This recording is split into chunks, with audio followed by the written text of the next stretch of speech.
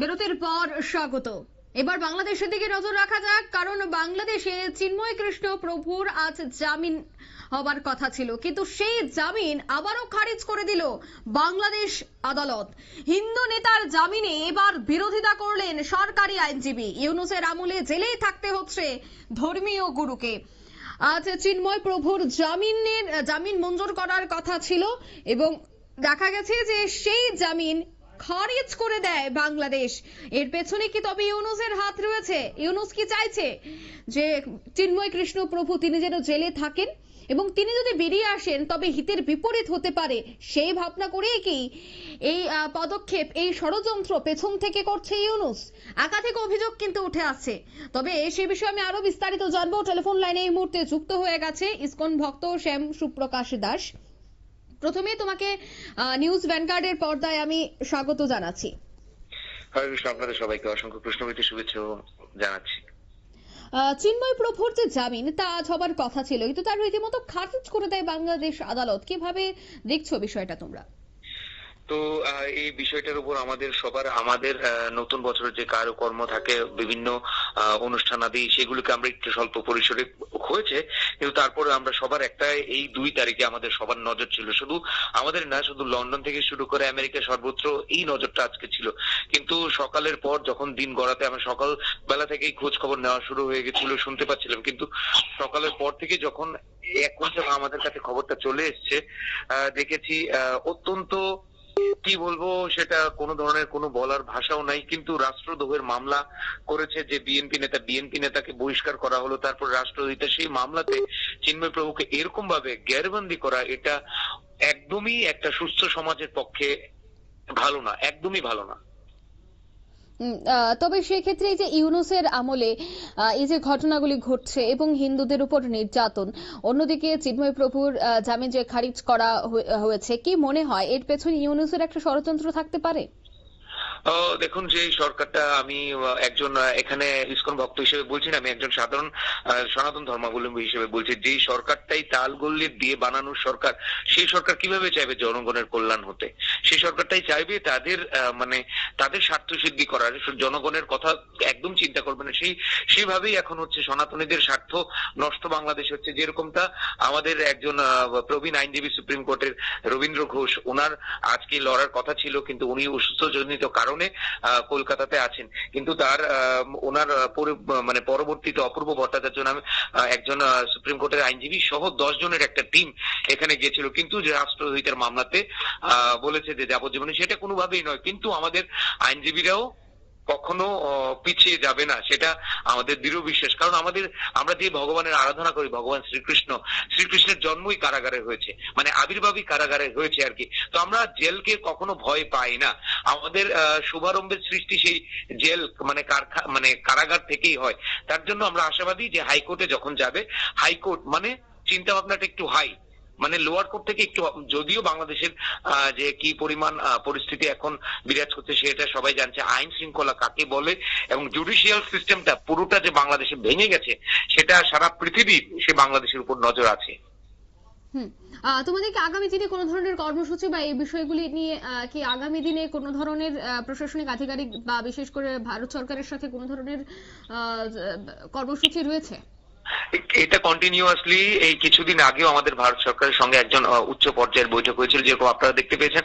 রাষ্ট্রদূতের একটা মিটিং গেছে এবং সেটা নিয়ে আমাদের ব্রিটিশ পার্লামেন্টে কথা হয়েছে, চিন্ময় প্রভুকে নিয়ে ব্রিটিশ পার্লামেন্টে কথা হয়েছে। তারপরে আমাদের আমেরিকা থেকে একজন বড় আধিকারিক একজন এসেছিলেন, এসে কথা বলেছে। তারপরেও বাংলাদেশ সরকার কি ভাবছে আমি এটাই বলতে পারছি না। রাষ্ট্রকে পরিচালনা করতে আমার যেটা মনে হয়, সেটা বাংলাদেশ সরকার একদম ব্যর্থ। আর আমরা প্রতিনিয়ত, আবারও আজকের বিষয়টা নিয়ে উচ্চ পর্যায়ে মিটিং এ বৈঠক হয়ে যাবে। আগে আমাদের যে স্ট্রাকচার আছে, ইসকনের যে বোর্ড আছে, সেটা সবাই মিলে এটা নিয়ে একটু ডিসকাশন করে আমরা আবার উচ্চ পর্যায়ে বৈঠকে যাব। ধন্যবাদ সুপ্রকাশ। আমরা কথা বলছিলাম ইসকনের একজন ভক্ত এবং তিনি জানাচ্ছিলেন যে আগামী দিনে তাদের কর্মসূচি রয়েছে, তারা বারবার ভারত সরকারের সাথে কথা বলছে এবং কিভাবে সেখানে সংখ্যালঘুদের উপর অত্যাচার বন্ধ করা যায়, অন্যদিকে চিন্ময় কৃষ্ণ প্রভুকে কিভাবে সেখান থেকে জামিন দেওয়া যায়, এই বিষয়টা নিয়ে বারবার তারা কথা বলছে ভারত সরকারের সাথে। কিন্তু আজ সকালেই প্রত্যেকের নজর ছিল বাংলাদেশের দিকে, কারণ বাংলাদেশের চিন্ময় কৃষ্ণ প্রভুর জামিন সত্যি মুক্তি দেওয়া হয় কিনা জেল থেকে, সেই বিষয়টা নিয়ে কিন্তু প্রত্যেকেরই নজর ছিল। কিন্তু অবশেষে খবর পাওয়া গেছে যে বাংলাদেশ আদালত সেই জামিন খারিজ করে দেয়। সেই বিষয়ে আরো বিস্তারিত জানবো। এই মুহূর্তে টেলিফোন লাইনে যুক্ত হয়ে গেছে এক্সিকিউটিভ এডিটর নীল বণিক। নীল, কি মনে হয় ইউনূসের এর পেছনে কোনো ষড়যন্ত্র থাকতে পারে? দেখো, রাষ্ট্র যদি না চায় সেই ক্ষেত্রে জামিন হওয়া কিন্তু একজন বিচারপতির কাছে খুবই মুশকিল, কারণ মামলাটি অত্যন্ত সিরিয়াস। বাংলাদেশ তার বিরুদ্ধে রাষ্ট্রদ্রোহিতার অভিযোগ এনেছে। আর এই রাষ্ট্রদ্রোহিতার অভিযোগে রাষ্ট্র যেহেতু এইখানে মূল মামলায় পার্টি, তাই রাষ্ট্রের একটা ভূমিকা কিন্তু থাকে। এবং আজকে কখনোই ইউনূসের জামিন হওয়ার কথা ছিল না, কারণ জামিন তিনি আজকে আবেদন করেছেন জামিনের জন্য। আজকে তিনি আবেদন ফের আজকে তার আইনজীবীরা আবেদন করেছেন। জামিন হবে কি হবে না সেটা আদালতই সিদ্ধান্ত নেয়। আজও জামিন পেলেন না ইসকনের সন্ন্যাসী চিন্ময় কৃষ্ণ প্রভু। চট্টগ্রাম আদালতে খারিজ হয়ে যায় তার জামিনের আবেদন। বাংলাদেশে প্রায় 1.5 মাস ধরে বন্দী সম্মিলিত সনাতনী জাগরণ জোটের মুখপাত্র চিন্ময় কৃষ্ণ দাস ব্রহ্মচারী, তার বিরুদ্ধে মূলত রাষ্ট্রদ্রোহিতার মামলা দায়ের করেছে মোহাম্মদ ইউনূসের অন্তর্বর্তীকালীন সরকার। দোষী সাব্যস্ত হলে সাজা যাবজ্জীবন জেল। তবে হাসিনা পরবর্তী বাংলাদেশে মৌলবাদীদের হাতে নিপীড়িত হিন্দুদের হয়ে আওয়াজ তোলার জন্যই তাকে মূলত নিশানা করা হয়েছে, এই কথা স্পষ্ট।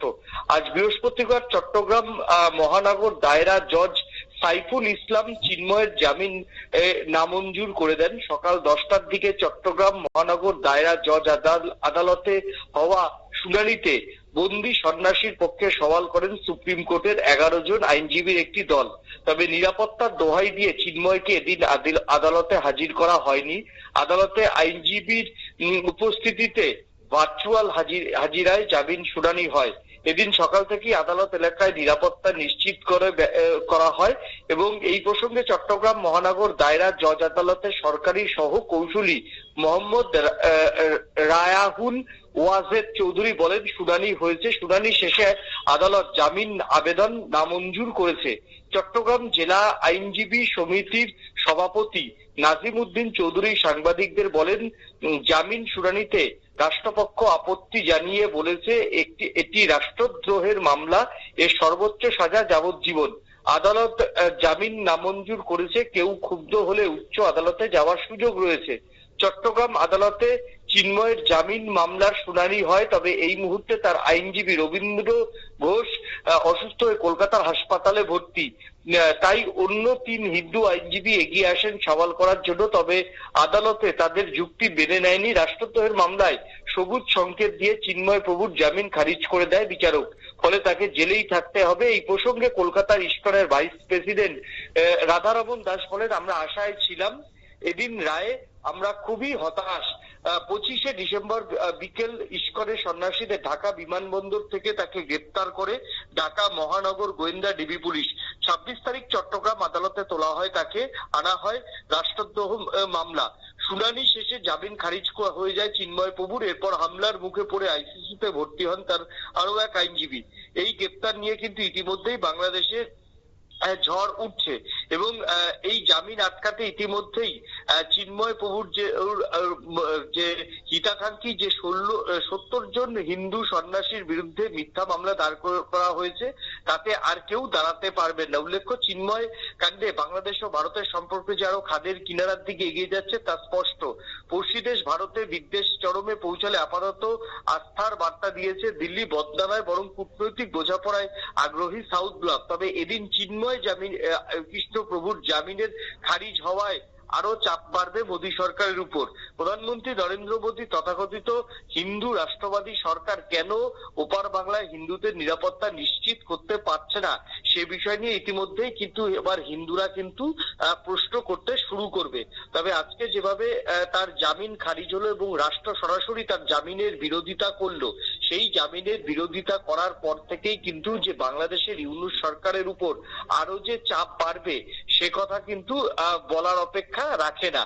এবং সেই সঙ্গে যেহেতু সেটা বাংলাদেশের একান্ত তাদের আদালতের বিচারাধীন বিষয়, সেই ক্ষেত্রে ভারত সরকার সরাসরি কোনো হস্তক্ষেপ করতে পারে না। তবে ইউনূস যদি চাইতো তাহলে কিন্তু এই মামলায় কিন্তু আজকে জামিন মিলতো এবং সেই জায়গা থেকে প্রায় ৮ ঘন্টা শুনানি হয়। আজকে এই ৮ ঘন্টা শুনানিতে সরকারি আইনজীবী মফিজুর হক ভুইয়ার আবেদন মেনে নেয় দায়রা বিচারক মোহাম্মদ শফিকুল ইসলাম। ধৃত সন্ন্যাসীর জামিন আবেদন তিনি খারাজ করে বিচারক রাষ্ট্রদ্রোহের মামলায় গ্রেপ্তার চিন্ময়ের বিরুদ্ধে অপরাধ প্রমাণিত হলে যাবজ্জীবন কারাদণ্ড জামিন সাজা হতে পারে, তাই তিনি এই মামলায় জামিন দেবেন না, তিনি সাফ জানিয়ে দিয়েছেন। চট্টগ্রামের পুন্ডরীক ধামের অধ্যক্ষ চিন্ময় কৃষ্ণকে যেভাবে গ্রেপ্তার করা হয়েছে তাতে কিন্তু আজকেও তোমার হচ্ছে একটা বাংলাদেশের মধ্যে চরম ক্ষোভ রয়েছে। তবে আজকে তাকে যেহেতু জেলে আদালতে হাজির করানো হয়নি, তাই সেইভাবে আদালত চত্বরে সেইভাবে কোনো আজকে অশান্তির ঘটনা ঘটেনি। অঙ্কিতা, ধন্যবাদ নীল। অর্থাৎ জামিন খারিজ করে দেওয়া হয় আর সেই বিষয়টা নিয়ে কিন্তু আবারও সুর চড়াতে শুরু করেছে সনাতনীরা। বিশেষ করে ইসকনের পক্ষ থেকে আবারও একাধিক কর্মসূচি হাতে নেওয়া হচ্ছে এবং খুব দ্রুত যেন জামিন দেওয়া হয় তারও কিন্তু আবেদন বারবার উঠছে। নিয়ে নিচ্ছে এই মুহূর্তে ছোট্ট একটি বিজ্ঞাপন বিরতি, সঙ্গে থাকুন।